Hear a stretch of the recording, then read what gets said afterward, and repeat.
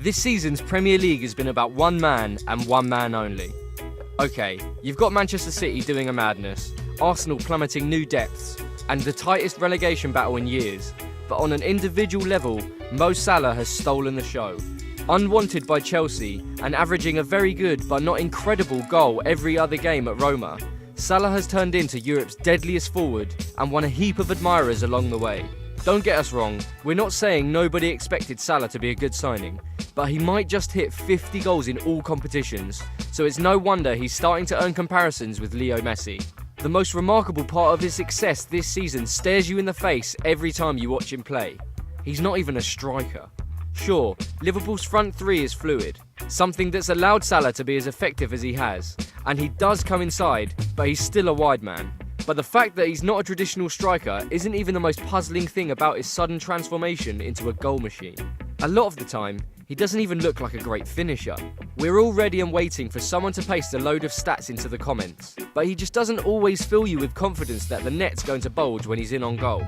What you do know is that with his speed and movement, he's always going to get another opportunity, especially in a team as attacking as Liverpool's, and sooner or later, he's going to punish you. His style of play is just incredibly hard to deal with, and he creates chances out of seemingly nothing, and he might miss 25% of those chances, and he'll look very unnatural on the ball, and he'll seem like he's falling over, and he might blaze one over the bar.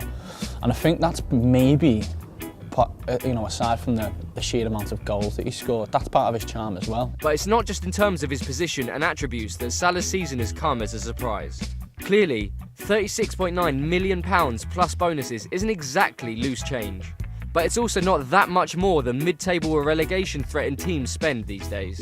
You've got to spend Neymar, Ousmane Dembele, Kylian Mbappe and Paul Pogba levels of cash if you want a real world beater, don't you? Well, apparently not. Mo's gone and proved that there is still some value for money in the transfer market in the year of our Lord 2018. Value that many had written off as something from a bygone era after widespread excess in the last few windows. But why have we all fallen for him so hard? He's just another high-profile player scoring a boatload of goals for one of the biggest clubs in the world, isn't he? So why can't we wipe that stupid grin off our face when he scores? And why do we always end up singing one of his songs down the pub even though we don't support Liverpool? Salah's is a golden formula. A supremely talented footballer, also blessed with an inherent likability. Whether that's because of his attitude, the way he gets you out of your seat when he's on the pitch, his infectious smile, positivity and enthusiasm, or something you can't quite put your finger on, everyone seems to love him. And that's no mean feat, because it can sometimes feel like in football, there's not that much room for just sitting back and appreciating someone or something for what they are.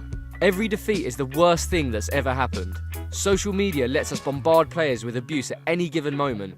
You take a stance and you stick with it. You're a Ronaldo or a Messi fan, not both.